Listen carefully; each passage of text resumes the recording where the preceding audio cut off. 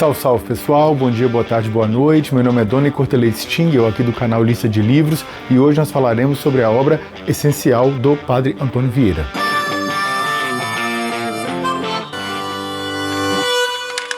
Bem, esse é o segundo vídeo, né, sobre o Padre Antônio Vieira e sobre esse livro aqui, porque o primeiro vídeo, vou deixar aqui nos cards, no box de informações, se você não pôde observá-lo, eu recomendo bastante, porque há toda uma introdução lá em que eu faço uma detalhada biografia do Padre Antônio Vieira, baseada no escrito do Alfredo Bozzi, que é o organizador dessa obra aqui, e fez uma pequena biografia, né. Eu até destaquei naquele vídeo que esse livro parece em dois livros, né, a biografia que o Alfredo Bozzi escreveu sobre o Padre Antônio Vieira, e outro propriamente com os escritos do Padre Antônio Vieira. E esse segundo vídeo justamente para tratar, portanto, dos escritos do padre. Nós também faremos uma pequena contextualizaçãozinha da época, como a gente se comprometeu lá naquele outro vídeo. Eu deixarei os trechos selecionados de todos os livros que eu me referenciar e, é claro, também o essencial aqui do Padre Antônio Vieira. E antes da sequência, eu gostaria de pedir, se você puder e quiser, curta esse vídeo, se inscreva no canal, ative o sininho. Isso é muito importante para a propagação do Lista de Livros aqui pelo YouTube. Não deixe de fazer não, gente, porque nos ajuda pra caramba. Então, assim, convém falar um pouquinho do contexto em que surge a obra, né, e a vida do Padre Antônio Vieira.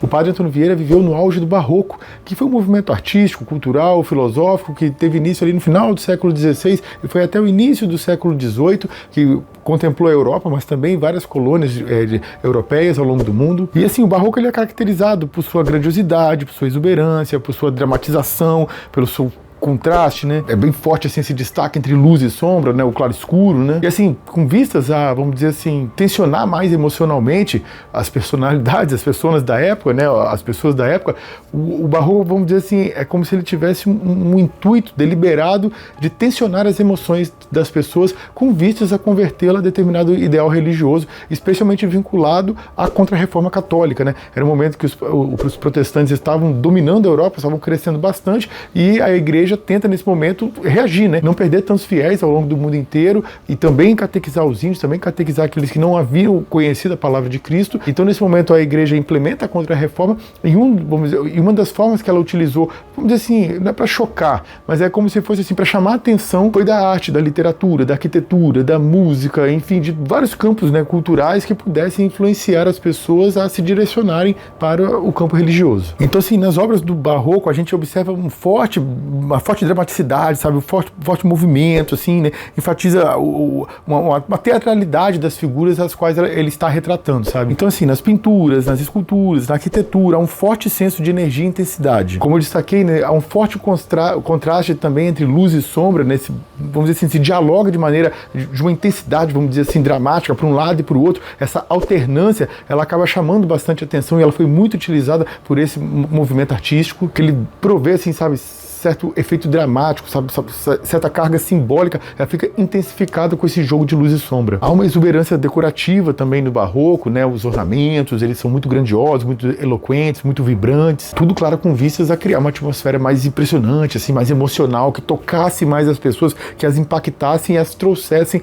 para o campo religioso, que as trouxessem para escutar a palavra de Deus de maneira mais plena. E é interessante que o Barroco também se caracterizava por, de certa maneira, mesclar as artes, né, ele fundia, vamos dizer assim, a escultura, a pintura, a arquitetura, tudo ia, vamos dizer assim, numa mesma mescla, tudo tendendo ao sagrado, tudo tendendo ao grandiloquente, tudo tendendo a formas que impressionassem as pessoas para o campo religioso. Então, assim, exemplos clássicos da arquitetura barroca, por exemplo, é a Basílica de São Pedro, no Vaticano, ou aqui no Brasil, a Igreja de São Francisco, em Salvador. Eles têm interiores ricamente decorados, sabe, tem fachadas bastante grandiosas, são construções que chamam bastante atenção, inclusive até os dias de hoje. Na pintura já existem artistas como Caravaggio, Rembrandt, que usam fortemente o claro escuro para criar uma dramaticidade das cenas. Elas são cenas bastante intensas, que chamam muita atenção. Na escultura nós podemos destacar, por exemplo, personalidades como Gian Lorenzo Bernini, para dar um exemplo clássico, é o Êxtase de Santa Teresa, né, que chama a toda uma carga emocional envolvida, toda uma dramaticidade da fé envolvida. E mesmo na música, né, nós podemos citar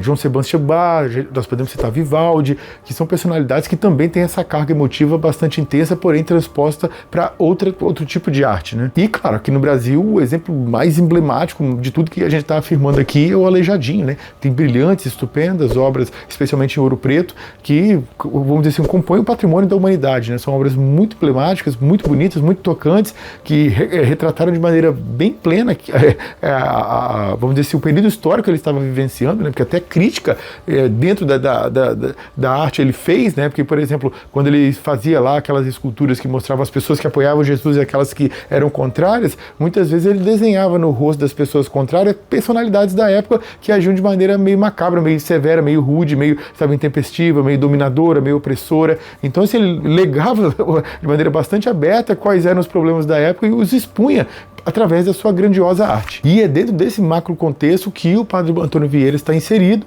Reitera algo que eu disse no outro vídeo, que ele sempre se utilizou de sermões conceptistas, né? Ou seja, com fito de convencer algo. Da mesma maneira que, vamos dizer assim, aquela arte que nós expusemos aqui com essas várias imagens, elas queriam trazer as pessoas através do olhar, através da beleza, através daquela textura, através, sabe, de algo que, vamos dizer assim, brindasse seus olhos. O padre Antônio Vieira, em seus sermões, são os seus textos mais famosos, né? Apesar que há nesse livro aqui outros textos que nós comentaremos também, mas seus sermões eles também queriam trazer as pessoas para o campo da fé, mas através da argumentação, através do convencimento, através de proposições lógicas que ele embasava, né? Sempre se utilizando do texto bíblico como, vamos dizer assim, um exemplo máximo, né? Um exemplo paradigmático, um exemplo que, vamos dizer assim, é incontestável, né? Então, assim, ele vinha com a argumentação e como prova da argumentação ele diz, ó, de acordo com o versículo tal. É evidente que uma pessoa que seja incrédula, né, que não acredita em Deus, isso é um argumento insuficiente, né, porque você não poderia utilizar um argumento de autoridade na Bíblia, né, então, ou seja, eu venho argumentando e como comprovo a veracidade do que eu estou argumentando? Citando a Bíblia. Para uma pessoa que não crê, isso vai ser, vamos dizer assim, talvez até fonte de menoscabo, né, vai ser até uma fonte de erro. Para o contexto do padre Antônio Vieira, e ele era uma pessoa muito crédula, né, nós abordamos isso no primeiro vídeo, isso está fora de cogitação, né, quando ele argumenta e se embasa na Bíblia, para ele aquele ali ele chegou no ápice da veracidade, chegou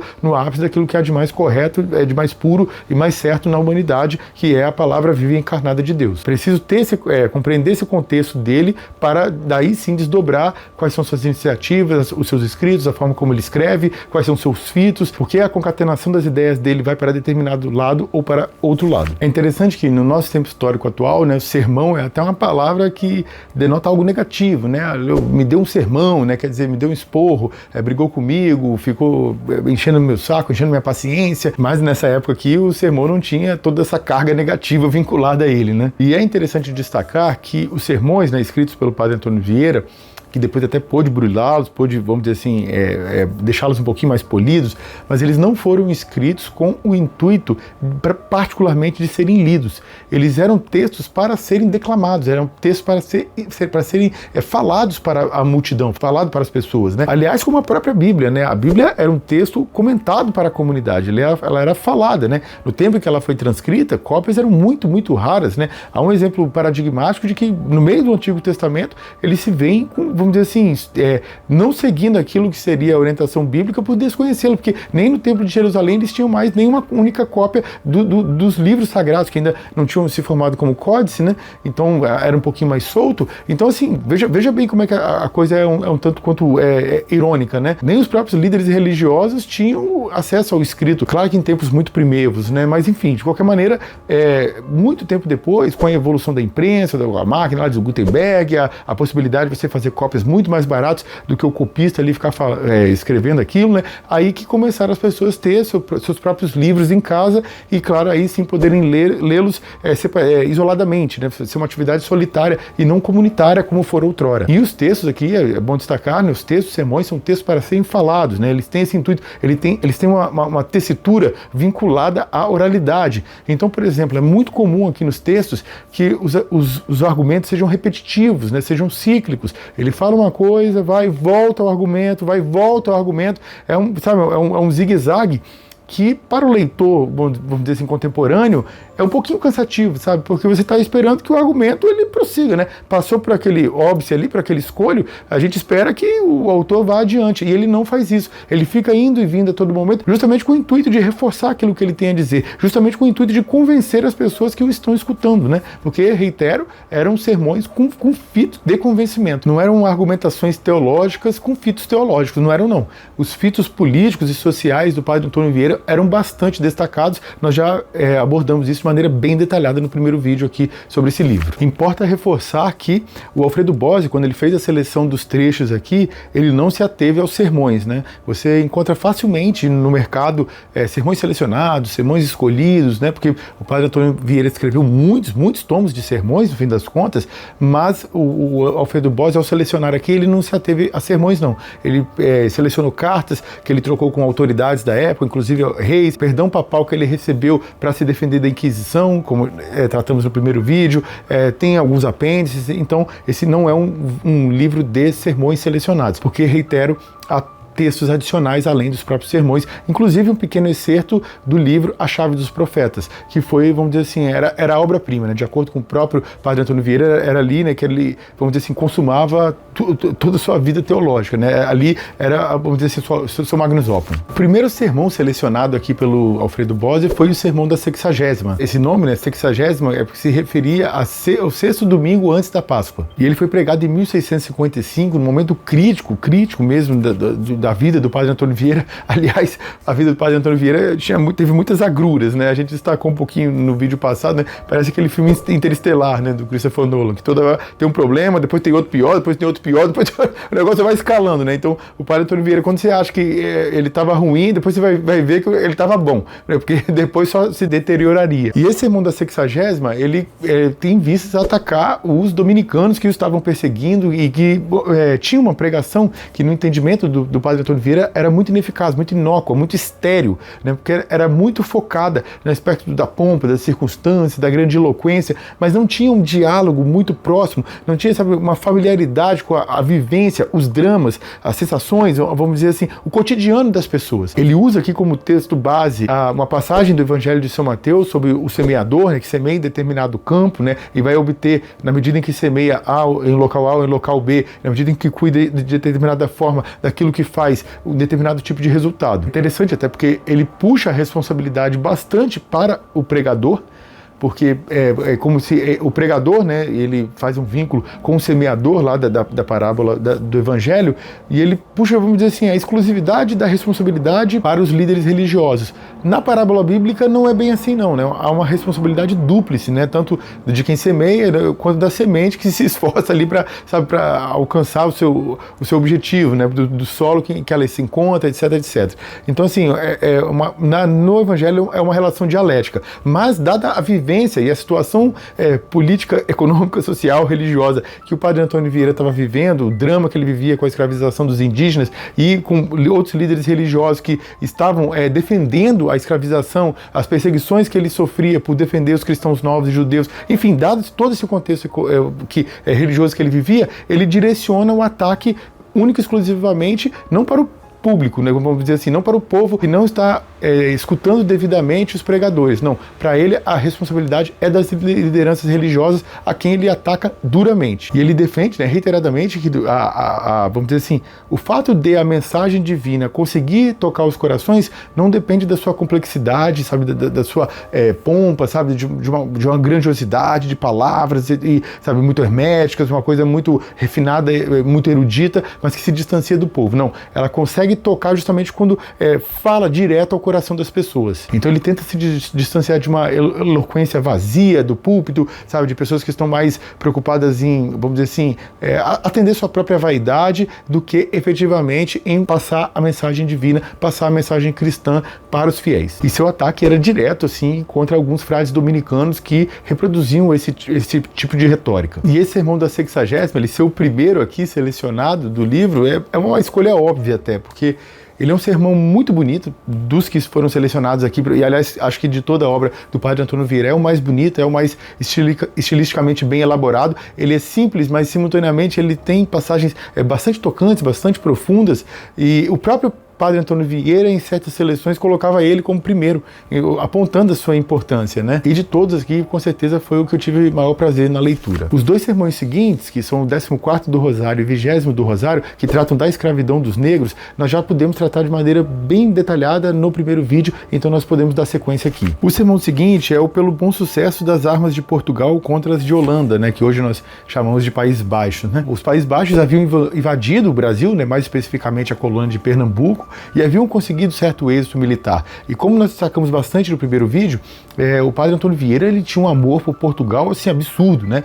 Ele era um português, assim, da mais boa cepa que você possa imaginar, a despeito de Portugal tem sido bastante ingrata com ele, né? Curiosamente, né? Ele parece que obteve um êxito talvez superior fora de Portugal do que dentro, né? Mas o fato é que ele elaborou esse sermão justamente para empurrar, sabe? Para instigar, para dar força, dar um valor moral, sabe? Empurrar os soldados, empurrar a moral, dar, vamos dizer assim, uma moral até religiosa para o conflito bélico que se instaurava, né? Então ele vai argumentar da forma bem, vamos dizer assim, hiperbólica que ele se utilizava, né? Então, por exemplo, ele destaca que não é só uma luta, vamos dizer assim, pelo interesse português, mas pelo interesse da própria igreja, pelo interesse do próprio Deus, porque os membros dos Países Baixos que invadiam Pernambuco, eles eram de outra religião, né? Eles eram protestantes. Então, quando Portugal se defendia desse ataque, não defendia apenas por uma questão política, apenas uma defesa de seu território, que por si já seria muita coisa, mas também defendia o próprio Deus e a própria interpretação verdadeira da palavra divina. O Padre Antônio Vieira, nesse sermão, ele repete bastante assim aquela caracterização que é feita no Antigo Testamento, né, que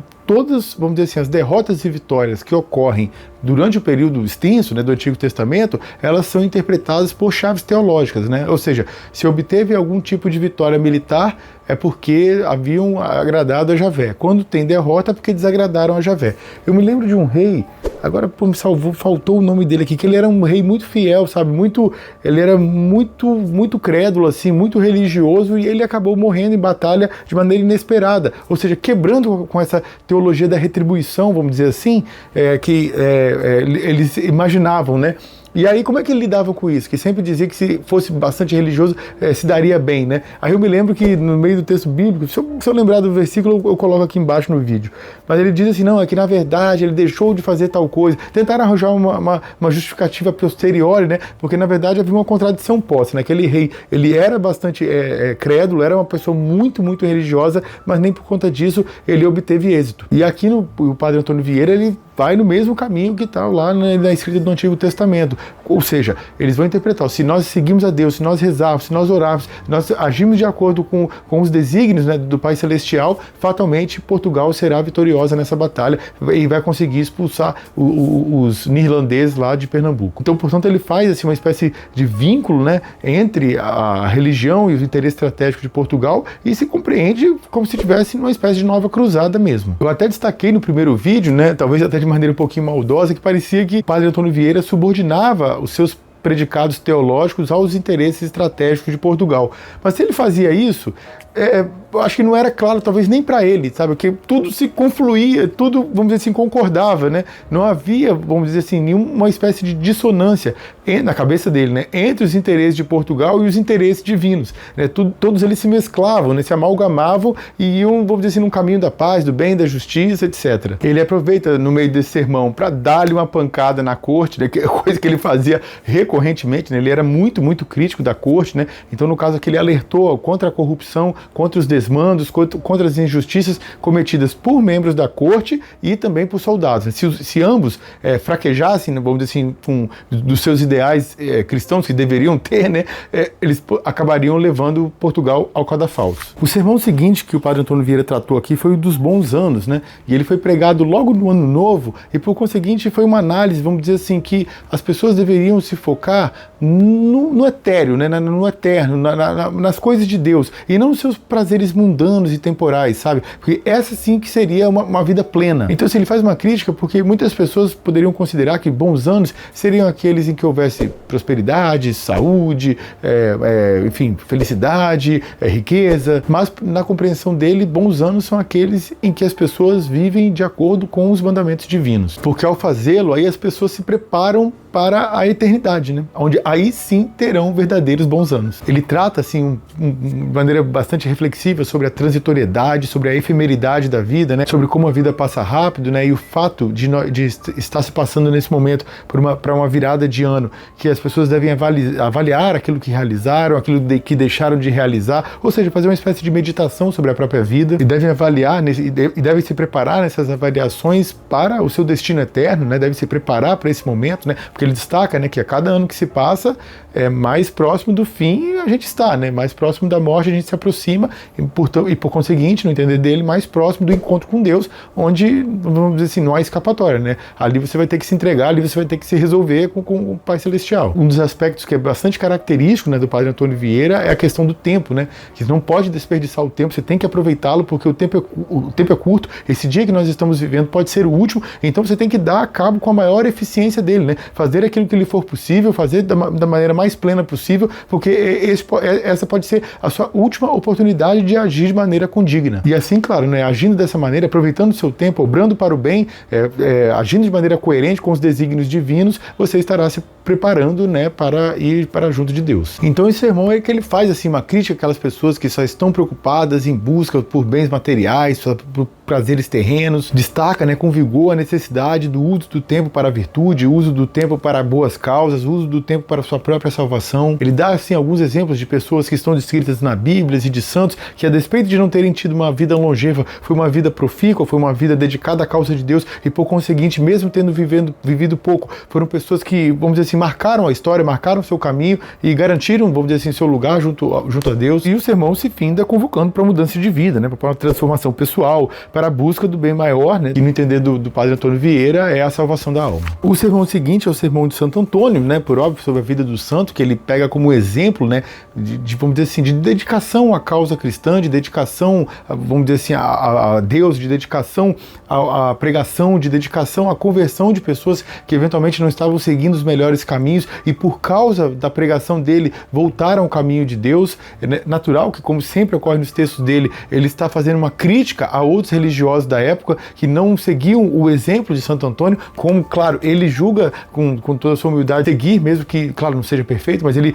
vamos dizer assim, tentava, né? E de fato, quando a gente vê a vida dele, ele tentava mesmo, não era um argumento hipócrita, não. Ele era uma pessoa que tentava seguir a causa cristã de maneira plena. E em seu sermão, o Padre Antônio Vieira vai destacar que não basta ao pregador se ater às palavras, né? Você tem que ter na sua vida cotidiana um vínculo entre a santidade que você professa e aquela que você atua, né? Você deve ter como compromisso de vida um compromisso com a verdade divina. Isso não se dá, obviamente, apenas através de discurso, né? Ou seja, num cristianismo que vai daqui para fora, né? Como eu destaquei de maneira um pouco ácida no vídeo sobre o livro Teologia da Libertação. Vou deixar aqui nos cards e aqui no box de informações a referência dele. Obviamente, os críticos da Teologia da Libertação são esses, né? Que o cristianismo deles é daqui para fora e olha que a gente não deve ser nem da base do pescoço, não, já está bem perto da boca mesmo. E o Padre Antônio Vieira, ele faz uma análise seguinte: por que o Santo Antônio conseguia converter tanta gente? Por que sua palavra era escutada de maneira tão plena?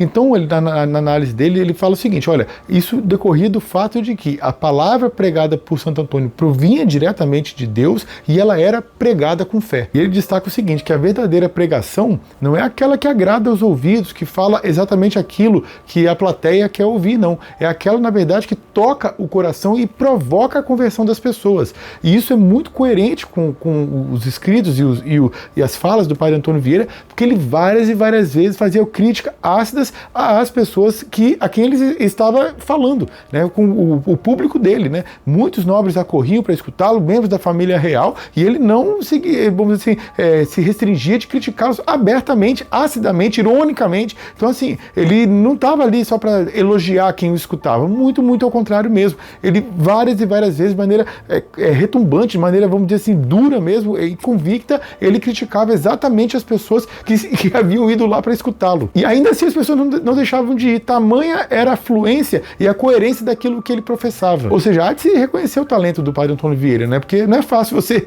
conseguir vamos dizer assim, ter como público justamente as pessoas que você vai atacar. É qualquer coisa, né? E, claro, o Padre Antônio Vieira vai bater com dureza aqueles religiosos que se aproveitavam da sua posição no púlpito para bajular os poderosos, para dizer palavras doces, melífluas, para só verem, sabe, tudo um mundo colorido e não observarem criticamente a realidade social a qual que estava passando no país, entendeu? A verdade, ela, no entender do padre Antônio Vieira, deve ser dita de maneira corajosa, de maneira direta, mesmo que venha se antagonizar com determinadas pessoas que, na verdade, precisavam escutar aquilo, que necessitavam ser corrigidas.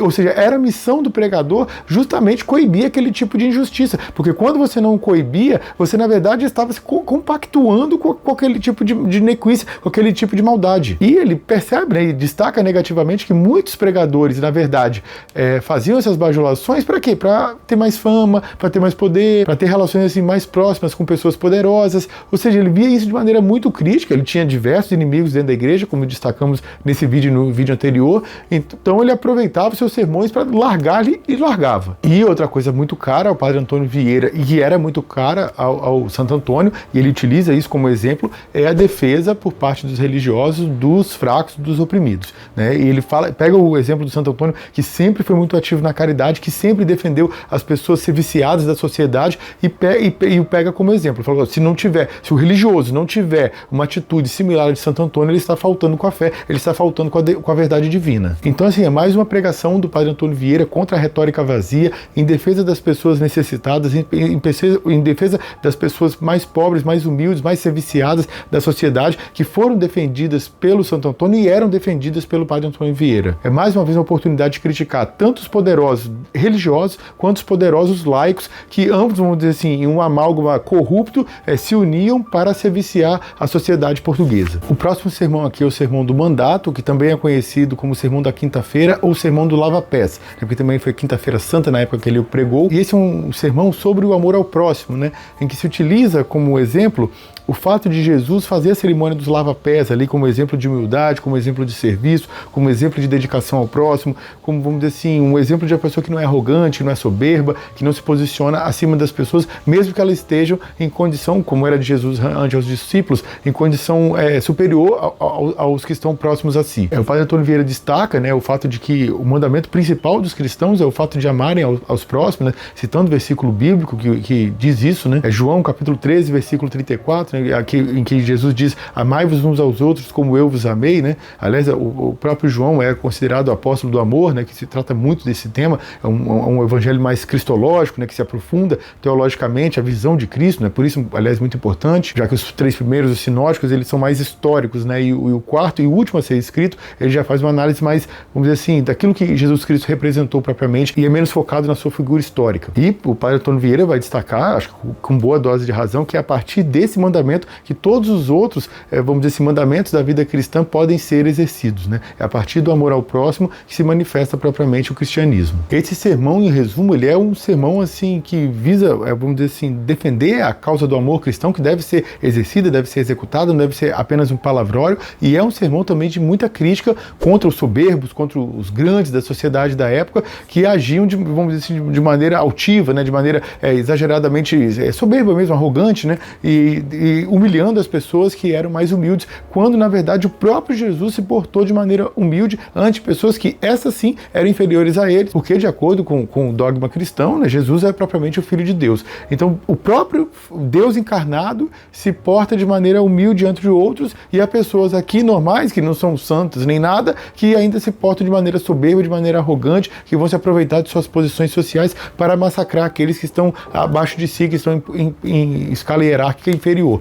Então, assim, é um mandamento focado no amor cristão que deve se plasmar e crítico àquelas pessoas soberbas, aquelas pessoas arrogantes que se aproveitam do fato de estarem na classe dominante para maltratar, claro, a classe trabalhadora. Bem, o próximo sermão é o sermão da primeira dominga do Advento. É uma reflexão sobre o tempo litúrgico do Advento, né, que abre o ano litúrgico católico e prepara propriamente para a celebração do Natal, para a chegada de Cristo, mas o que o padre Antônio Vieira faz? Ele faz uma preparação que não seja apenas para o Natal que estava próximo, mas para a própria chegada de Cristo no fim dos tempos, que cada cristão deveria se preparar, agindo não só para aqueles acontecimentos da proximidade do Natal, mas também para o seu encontro final para com Deus. O Advento significa vinda, né? Significa chegada, né? Então, primeiro ele aborda um pouquinho sobre o Advento de Jesus, quando ele chegou, a forma como ele veio ao mundo, a forma como ele nasceu naquele sofrimento em Belém, quando Deus se fez homem para salvar a humanidade, e contrapõe também com o retorno de Jesus no final dos tempos para julgar os vivos e os mortos. Então o Padre Antônio Vieira bate de maneira doída, vamos dizer assim, nas pessoas que no Natal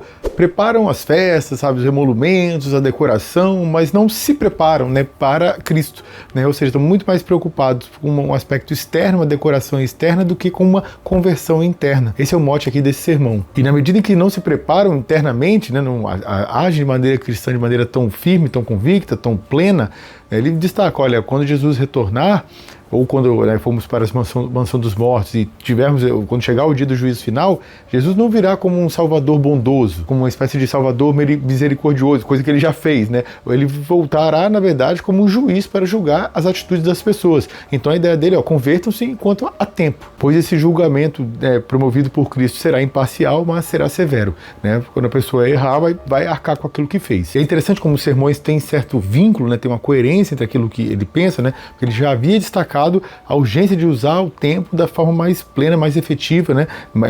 mais digna possível, né? No primeiro vídeo a gente destacou que para ele era o pior dos pecados, era o desperdício do tempo, né? E aqui ele reitera, né? Porque, olha, a qualquer momento você pode morrer. Então você pode estar desperdiçando a oportunidade de agir de acordo com os mandamentos divinos e depois poder se regozijar no encontro com Deus, né? Porque não está aproveitando o tempo enquanto está aqui agindo agora. E, por óbvio, né? São os prazeres do mundo, né? Os prazeres, vamos dizer assim, cotidianos, são aquelas coisas que, vamos dizer assim, são mais superficiais, que acabam, vamos dizer assim, descaracterizando a fé, né? Levando as pessoas para a busca daquilo que é frívolo, daquilo que é superficial, daquilo que não é propriamente cristão, que acaba afastando, né, da verdadeira palavra. Claro, também destaca a importância de Jesus, destaca o exemplo de Maria como exemplo de obediência, de humildade, de fé, focado no desapego, sabe, das preocupações mundanas e um foco maior na vida eterna, né? Na salvação final, vamos dizer assim. O sermão seguinte, que é o sermão da terceira domingo do Advento, ele já é um sermão que vai fazer uma análise parecida, vamos dizer assim, uma análise da chegada do Natal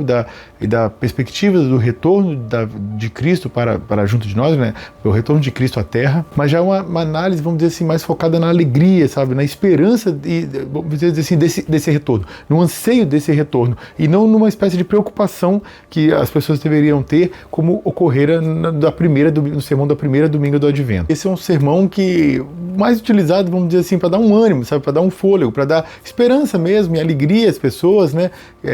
Estimular, dizendo que as adversidades na vida de todo mundo são muitas, mas as pessoas não devem perder sua esperança, devem ter fé, devem ter alegria na expectativa do retorno de Jesus à Terra. Segundo, né, o Padre Antônio Vieira, a verdadeira alegria é uma espécie assim de presente de Deus, sabe? Que deve ser acolhido e compartilhado, sabe? Deve ser, vamos dizer assim, é como se a vida das pessoas devesse refletir a expectativa e a esperança desse retorno de Cristo, e essa esperança, esse retorno deve ser algo alegre, né? Deve estar não só cautelosamente otimistas, mas vamos dizer assim, esperançosos e felizes na expectativa desse retorno. Mesmo que se a pessoa não puder ver em vida o retorno de Jesus, né, tiver que ir primeiro para a mansão dos mortos, essa deve ser uma expectativa, vamos dizer assim, calorosa, né, uma expectativa feliz. O sermão seguinte é o sermão de Santo Antônio aos Peixes. Nós abordamos um pouquinho esse sermão no primeiro vídeo, né, e de fato talvez seja um dos sermões mais irônicos, assim, mais contundentes, mas através da ironia, né, e é uma ironia bem mordaz mesmo, né. Esse é um dos sermões mais famosos do Padre Antônio Vieira, e ele faz, vamos dizer assim, pega o exemplo dos peixes para comparar, através das suas virtudes e dos seus defeitos, com aquelas pessoas que ocupavam posições elevadas na sociedade de então, eram membros do agronegócio, vamos dizer assim, e que se aproveitavam dessa posição de poderosos para escravizar os indígenas. Então, assim, o que o Padre Antônio Vieira faz? Primeiro, ele destaca certas virtudes dos peixes, faz certos contrapontos com aquelas pessoas que não têm aquele tipo de comportamento, quiçá a pureza, quiçá a honradez, a obediência à vontade de Deus, né, que os peixes, de acordo com eles, teriam, e já certas pessoas não. Por outro lado, ele também critica certos comportamentos dos peixes, né? Mas tentando o quê? Mostrar que esse comportamento era o que certas pessoas poderosas de então, né? Especialmente membros do agronegócio de então, faziam contra pessoas mais simples. Então ele dá um exemplo, que é um problema dos peixes, né? É o canibalismo, né? Ou seja, um peixe está disposto a devorar outro peixe para se manter bem. Era aquilo que os poderosos da época faziam, estavam deglutindo outros seres humanos para seu bel prazer, para seu próprio benefício. Também faz uma metáfora com a cegueira dos peixes, né? Que se deixam enganar, que que se deixam ser fisgados por iscas que estão ali apenas para enganá-los. E aí ele fala assim das pessoas, né, dos seres humanos que estão, vamos dizer assim, sendo iludidos por falsas promessas e caindo no pecado. Ele também se aproveita assim do fato de que certos peixes, né, por uma, vamos dizer assim, exagerada ambição, acabam caindo nas redes, né, por irem atrás das iscas, né. E ele faz um contraponto, né, comparando com aquelas pessoas que em busca de atendimento da sua ambição, da sua ganância, colocam a sua própria salvação em risco. Então, assim, da mesma maneira que eu destaquei no primeiro vídeo, né, que ele falou que o Santo Antônio estava pregando aos peixes, que os peixes o estavam escutando, ele também utilizou dessa mordacidade, né, dizendo que as pessoas não estavam escutando, estavam agindo da mesma maneira que o santo de outrora. Então ele ali se sentiu o seguinte, ó, eu vou pregar para os peixes, se foram eles que quiserem escutar, muito bem, mas a palavra está sendo dada, quem não quiser ouvi-la, que arque com as consequências. É mais um dos sermões muito fortes do Padre Antônio Vieira, em busca, vamos dizer, de maior justiça social, estimulando a compaixão, estimulando atos mais cristãos por excelência. E, inclusive, é um dos sermões mais famosos dele. O sermão seguinte é o sermão da primeira dominga da quaresma, né? A quaresma é aquele período de 40 dias, quaresma significa isso, né? 40 dias, que começa na quarta-feira de cinzas e vai até o domingo de Ramos, né? O início da Semana Santa. Foi vamos dizer assim, por um largo período histórico, a quaresma foi vamos dizer assim, um período muito pesado, né? Dentro da igreja católica e de outras igrejas também, né? Eu lembro de um livro que eu li uma vez e que uma personagem dizia que tinha estudado em uma escola católica, uma escola para freiras, e ela dizia que quando chegava o período de quaresma parecia que ela mesma tinha matado Jesus, tamanho peso moral que se abatia sobre as pessoas, né? Mas o fato é que a quaresma, e o Padre Antônio Vieira destaca isso aqui, é um tempo de preparação, um tempo de reflexão, é um tempo de meditação, é um período caracterizado, sabe, por um convite à conversão, à penitência e à preparação para a própria celebração da ressurreição de Cristo. E esse sermão é muito focado nisso, né, numa transformação verdadeira do seu eu interior. O Padre Antônio Vieira faz a contraposição, né, que da mesma maneira que Jesus passou 40 dias sofrendo no deserto, sendo tentado no deserto, os cristãos devem aproveitar esses 40 dias para fazerem, né, uma espécie assim de jornada espiritual que conduz à Páscoa. Então esse é um momento para se, vamos dizer assim, largar um pouquinho as coisas mundanas e se concentrar nas coisas de Deus. Um dos temas mais detalhados aqui desse sermão é o arrependimento dos próprios pecados, né? Uma análise daquilo que você fez, daquilo que você deixou de fazer, uma análise bastante rigorosa, bastante detalhada e, claro, uma consequente, vamos dizer assim, conversão em relação a esses pecados, né? Um arrependimento sincero e resoluto para que você não volte a incorrer naquilo que você já praticou. E qual a melhor forma para realizar essa preparação da quaresma, né? Com jejum, oração e caridade, né? Feitas de maneira plena, feitas de maneira efetiva, feitas com o coração convertido e não apenas para se mostrar, não apenas para se mostrar para o próximo, sabe? Como um exemplo mais de etiqueta do que uma conversão real. Mas são esses três tempos, vamos dizer assim, meios para que você faça uma efetiva preparação desse período da quaresma para a Semana Santa, né? Para a celebração da Páscoa. Celebração, aliás, da Paixão e da Páscoa, né? E também, claro, né? Ele fala a questão do pecado, né? De que as pessoas devem tentar se manter afastadas do pecado, fala da importância da comunhão com Deus e também destaca a esperança da ressurreição, né? Tempo que a gente havia tratado aqui no sermão antecedente e que ele volta aqui, né? Porque é o momento, vamos dizer assim, quase pleno, né? Que a ressurreição de Cristo ocorre na Páscoa, né? Então é a preparação para esse momento que é emblemático, né? E que para os cristãos é tão importante quanto o próprio nascimento de Cristo. O sermão subsequente que o Alfredo Bozzi selecionou foi o sermão do bom ladrão e pegando esse exemplo histórico do bom ladrão, ele faz uma análise, vamos dizer assim, sobre a misericórdia de Deus, sabe, sobre a redenção, fazer uma análise sobre o perdão, tendo como base, reitero, né, a questão do bom ladrão. Então, assim, temas centrais da fé cristã, né, como a graça divina, como o perdão, como o arrependimento, são temas abordados aqui nesse escrito. E talvez com uma abordagem um pouquinho diferente daquela que ele havia feito em outro sermão, dizendo, ó, Jesus vem depois para fazer um julgamento, ele será um julgamento severo, imparcial, né, nós abordamos aqui. Ele destaca que se houver um arrependimento sincero e profundo, todos os pecadores serão perdoados. Então é justamente o que ele está fazendo aqui, uma espécie, vamos dizer assim, de tentativa de conversão, sabe? De tentativa de mesmo que a pessoa errou muito, mesmo aquela pessoa que caiu, que tombou, que cometeu erros feios e graves ao longo da vida, há esperança para ela, dá para ela retornar ao caminho de Deus, dá para ela retornar para junto de Cristo, como o próprio bom ladrão retornou. Há algumas coisas a se destacar nesse sermão, né? E, por exemplo, no entendimento do Padre Antônio Vieira, vamos dizer assim, nunca é tarde demais para se arrepender, nunca é tarde demais para pedir perdão a Deus. Ele dá o exemplo, claro, né, do ladrão Dimas, né, que estava, quer dizer, na iminência de ser executado quando ele pede perdão a Deus, né? Pede perdão a Jesus, pede, né, que Jesus lembre dele quando entrar no seu reino, né? E ele é perdoado de imediato. Quer dizer, ele é perdoado quase que no último ato da sua vida, né? Então, o que o Padre Antônio Vieira fala é o seguinte, ó, que é possível, né? Você pode pedir perdão até o último momento. Sempre é tempo de conversão. Porém, claro, e se você, vamos dizer, se arrepende, você se converte e continua vivo. Então, esse arrependimento, ele deve implicar numa conversão profunda, ou seja, deve implicar que você mude as suas atitudes que até então foram equivocadas, foram erráticas, foram pecaminosas. Porque, por exemplo, se você diz que se arrependeu e depois comete o mesmo erro, não houve propriamente um arrependimento, né? Para mim foi até um pouco cômica a leitura desse sermão, que me trouxe uma lembrança de uma sobrinha minha que morou comigo até os 10 anos de idade, e quando ela era, tinha uns 4, 5 anos, fazia alguma coisa assim, uma bagunça, alguma coisa, ia ser castigada ali, vamos dizer, se tivesse um brinquedo que ela tivesse, sei lá, alguma coisa que ela tivesse feito, então você vai poder brincar com isso, você deixou largado, deixou bagunçado e tal, e ela tinha um arrependimento tão profundo, era uma coisa tão cômica de se ver, a pena que na época não tinha celular que gravasse, se a gente não tinha, já existia, mas era mais difícil, né? E ela dizia, eu nunca mais vou fazer isso, mas ela falava, sabe, com tamanha devoção.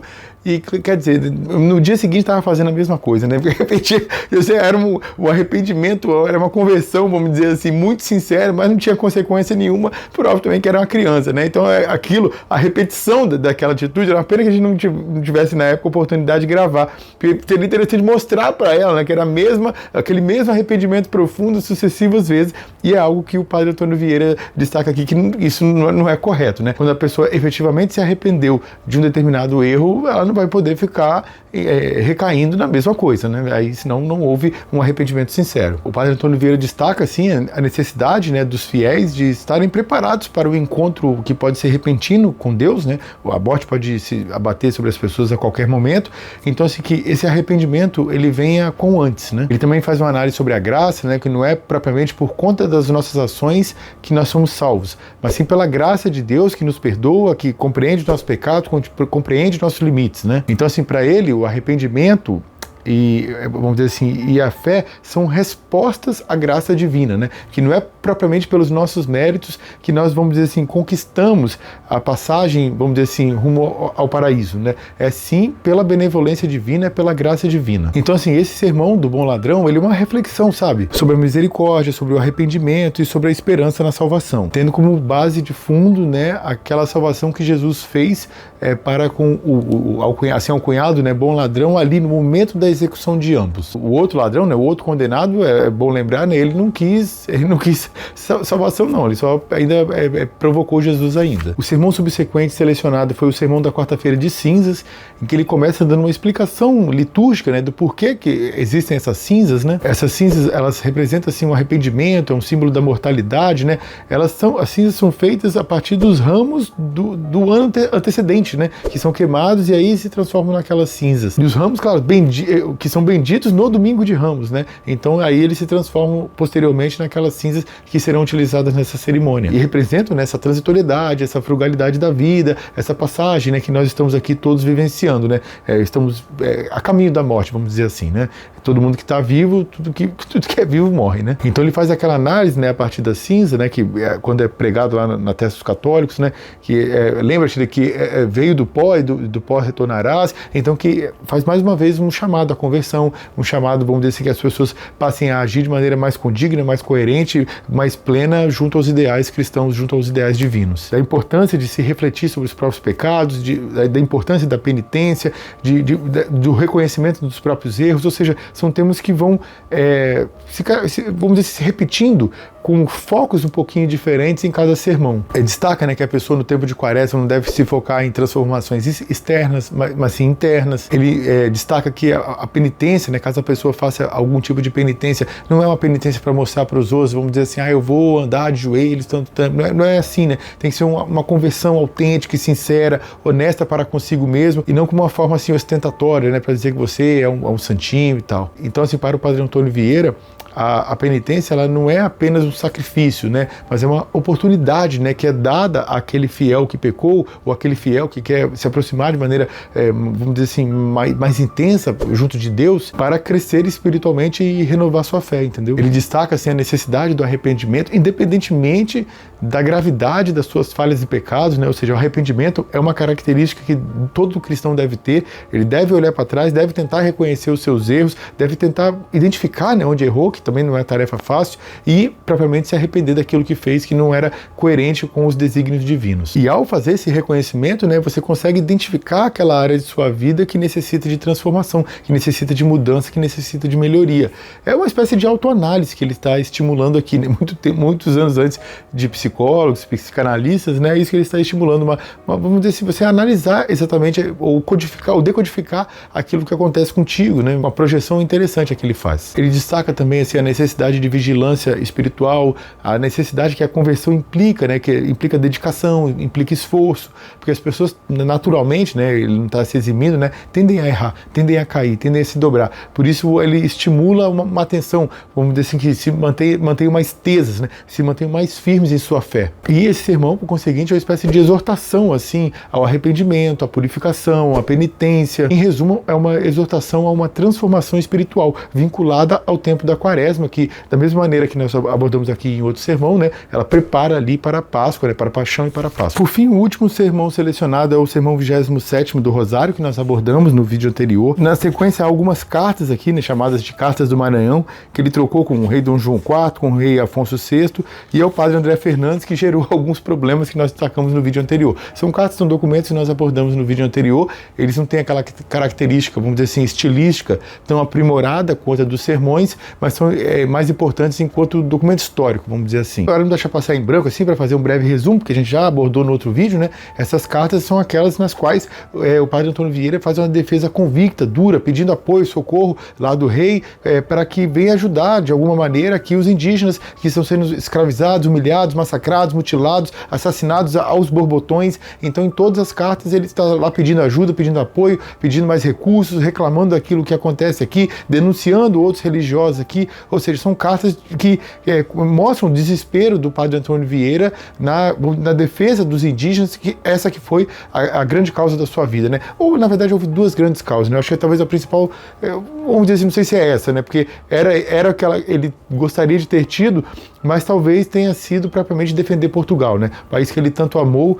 e que foi um tanto quanto ingrato com ele, né? Mas em resumo foram essas duas grandes causas, né? A defesa de Portugal e a defesa dos indígenas. E essas cartas basicamente tratam da defesa dos indígenas, pelo qual ele sofria tanto, né? Tanto ele sentiu, tanto ele lutou, mas infelizmente, como nós sabemos, ele não obteve êxito, né? Os indígenas efetivamente foram massacrados e ele viu isso, né? Ele sentiu essa dor, ele foi, como descrevi no primeiro vídeo, né, uma espécie de Jeremias português, né, porque ele foi um profeta das lágrimas, né, ele não foi devidamente escutado, né, ele teve acesso aos poderosos, mas não conseguiu converter a ação dos grandes, né, dos poderosos, dos poderes econômicos às suas pretensões religiosas. No fim das contas, né, o agronegócio de então passou por cima dele, né, como aliás passa por cima de tudo até hoje em dia, né. O texto subsequente aqui se chama Resposta a uma Objeção. Mostra-se que o melhor comentador das profecias é o tempo. Nesse texto aqui, o padre Antônio Vieira defende a ideia de que, vamos dizer assim, uma verdadeira compreensão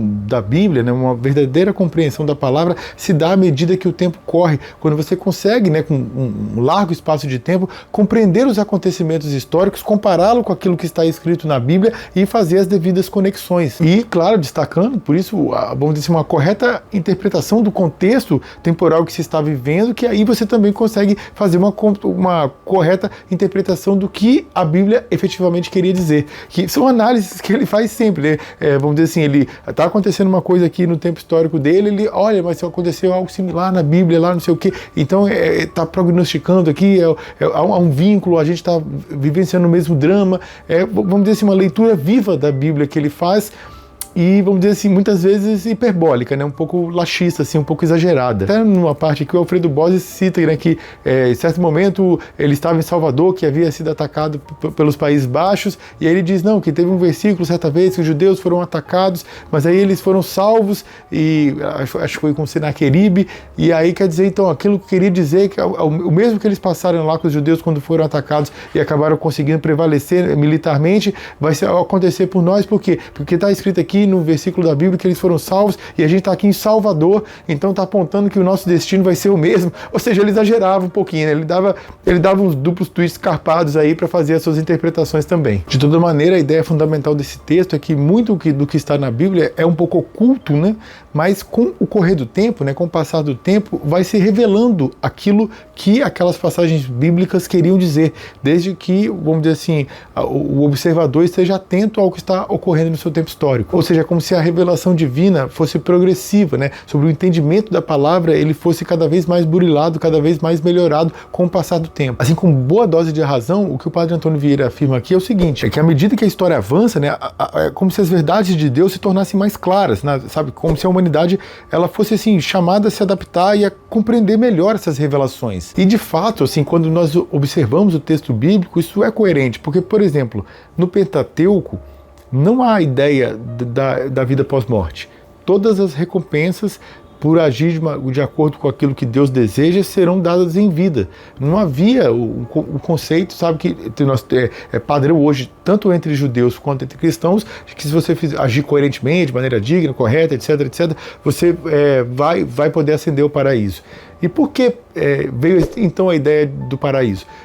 No entendimento daqueles que são crédulos, é justamente uma decorrência desse desvelamento da verdadeira palavra, da palavra divina, que ainda não estava clara, mas com o passar do tempo houve uma compreensão maior por parte das pessoas estudiosas, por parte dos religiosos, por parte da comunidade, que foi entendendo, estudando, avançando com a palavra e passou a ter um entendimento de que existe uma vida pós-morte. Salvo engano, no Antigo Testamento, quando ele cita pela primeira vez, até no livro dos Macabeus, a ideia de vida pós-morte, que quando Jesus vem, né, quando Jesus aparece, claro, né, no Novo Testamento, já é uma ideia pacificada, já era uma ideia porque havia mudado, vamos dizer assim, o tempo histórico de então, né, o entendimento dos judeus já havia mudado, que já passaram a acreditar na existência da vida pós-morte. Como o livro dos Macabeus é um livro deuterocanônico, quer dizer, quem fosse até ao Antigo Testamento sem esses livros, não vai ter em nenhum momento ali essa passagem, né, essa compreensão da vida depois da morte. Claro que para os incrédulos, né, eles vão dizer o seguinte, olha,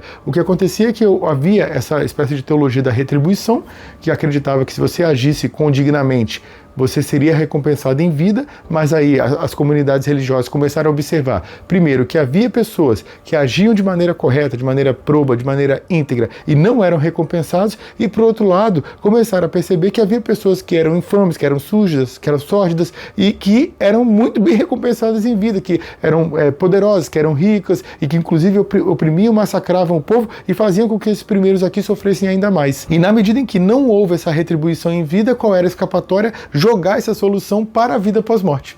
Então você criou essa fábula, já que a religião não se provou verdadeira em vida, joga para depois, que aí você não tem que comprovar mais nada. Então assim, existem essas duas concepções, essas duas abordagens, e aí vai depender da fé de cada um de crer ou não crer, né? Mas há sim, de fato, portanto, uma coerência, né, entre aquilo que o padre Antônio Vieira prega e aquilo que é o entendimento vamos dizer assim, da tradição da igreja, né? Ou seja, que a palavra ela evolui, né? O entendimento da palavra ele vai evoluindo ao longo do tempo. Também isso ocorre junto aos judeus. Então, por exemplo, os judeus faziam lá seu sacrifício. Hoje eles não fazem mais, se aprofundando, né, com o entendimento do estudo. Hoje eles acham que ações concretas e estudos sobre a palavra são muito mais importantes do que os sacrifícios de outrora. Por fim, o último texto, que é propriamente aqui do padre Antônio Vieira, é o A Chave dos Profetas. Eu achei até curioso, porque ele aqui no livro ele tem pouquinhas páginas, são cerca de 70 páginas apenas. E, como nós abordamos no primeiro vídeo, o padre Antônio Vieira passou décadas trabalhando nesse texto. Eu falei, caramba, como é que pode? Tanto trabalho assim para só 70 páginas, tendo que corrigir, e ainda no final ele nem conseguiu dar a versão final. Eu falei, mas não é possível. Depois eu vim a pesquisar E aí não, de fato, é uma espécie de excerto aqui desse texto, mas não ficou claro aqui isso para o leitor, não. Quem não pesquisar, como eu pesquisei, vai achar que leu a Chave dos Profetas inteira e não vai ter lido. Achei que deram uma vacilada aqui na edição, isso tinha que ter ficado mais claro. E da passagem que está selecionada aqui, né, é um texto que vai tentar interpretar aquilo que os profetas predisseram lá no Antigo Testamento. Então ele lida lá com aquelas profecias que eles fizeram e tenta, vamos dizer assim, fazer uma espécie de correlação com o tempo histórico que ele está vivenciando, mesclado, como nós dissemos no primeiro vídeo, com todo aquele sebastianismo messiânico que o caracterizava e com todos aqueles desvios, vamos dizer assim, né, que ele tinha que fazer nos fatos para acoplar a crença que ele tinha na estirpe dos Braganças, em Portugal, e no retorno, vamos dizer, de Jesus à Terra, na reunião das 12 tribos de Israel novamente, sua conversão, né, tanto dos judeus quanto dos demais gentios ao cristianismo. Ou seja, é um texto que tenta fazer todo esse amálgama, né? Esse A Chave dos Profetas, né, foi um texto que passou por poucas e boas, né, desapareceu, reapareceu. Como eu destaquei no outro vídeo, o Alfredo Bós comentou que só para tratar dessa história daria outro livro, né, que é uma história que parece assim, de Indiana Jones, assim, uma história de mistério e tal, mas assim, particularmente foi um texto que eu achei muito fraco, assim, o excerto dele aqui me incomodou bastante, eu não me senti próximo dele em nenhum momento. O sebastianismo do padre Antônio Vieira, quando ele fica, vamos dizer assim, né, quando ele tira o freio de mão, né, e larga o seu sebastianismo, ele fica um tanto quanto exaustivo. Por fim, está pensado aqui no livro também o perdão que ele teve junto ao papado para enfrentar, vamos dizer assim, a Inquisição, né? É uma defesa, assim, umas 4, 5 páginas aqui de perdão daquilo que ele fez, daquilo que ele está fazendo e daquilo que ele vira a fazer. Ou seja, ele está completamente perdoado, ele não podia ser perseguido pela Inquisição. É um documento bastante curioso, historicamente, assim, estilisticamente não, mas historicamente, assim, enquanto exemplo, né, de defesa contra a Inquisição, é um exemplo bastante peculiar, vamos dizer assim, né? E agora, para fazer uma análise final, como eu destaquei no primeiro vídeo, eu não li esse texto de uma vez, né? Eu li a introdução, aí depois eu comecei a ler ali um sermão aqui, li um sermão ali, e fui lendo ao longo de 2 anos, porque como eles, inclusive, foram pregados em anos distintos, né? Eu falei, não, vou ler como se fosse, né, um livro mais solto, assim. E eu não sei se foi por isso, mas eu não me senti próximo, sabe, da leitura, assim. O Sermão da 60ª eu gostei, mas os outros, assim, em nenhum momento eu me senti tão próximo. Talvez se eu tivesse lido de uma vez, eu tivesse tido essa sensação, sabe, mas no fim não foi uma leitura que me agradou tanto não. Eu considerei esse livro apenas como regular, então assim, talvez eu estimule uma leitura distinta da que eu fiz. Se for para pegar, pegue de uma vez e aí avalie se vai ter uma opinião distinta, mas de mim eu achei uma leitura eventualmente um pouco laxista. O brilhantismo e, vamos dizer assim, a capacidade analítica, a erudição do padre Antônio Vieira, por outro lado, eles são compensados, né, negativamente por uma espécie de exagero, por uma leitura hiperbólica da Bíblia, que se apega a determinados momentos e faz leituras exageradas, vamos dizer assim, né, como o exemplo de Salvador que eu citei agora há pouco, e também a repetição, né, que eu destaquei aqui no início do vídeo, que já que tinha um foco mais oral, né, então essa repetição ela é interessante para quem está escutando, mas não necessariamente para quem está lendo. Então assim, eu particularmente não apreciei muito, não consigo recomendar esse livro não, mas existem muitas pessoas que têm uma opinião muito distinta da minha. Lá no primeiro vídeo eu destaquei, né, grandiosos intelectuais como Saramago, como Voltaire, como Fernando Pessoa, etc. Tem em alta conta o padre Antônio Vieira, mas os sermões aqui eu não consegui me sentir tão próximo, com exceção do sermão da 60ª, que esse sim eu gostei bastante. E antes de finalizar, gente, não deixa de se inscrever aqui no canal. Se chegou até aqui, não deixa de se inscrever e curtir esse vídeo não. Eu gostaria de pedir a sua opinião. Você concordou com o que eu afirmei aqui no meu balanço? Discordou? Gosta dos sermões do padre Antônio Vieira ou dos outros textos que ele escreveu? Gostou? Não gostou dessa análise aqui? Comente à vontade aqui embaixo. É isso, um forte abraço, um beijo no coração e até a próxima. Tchau, valeu!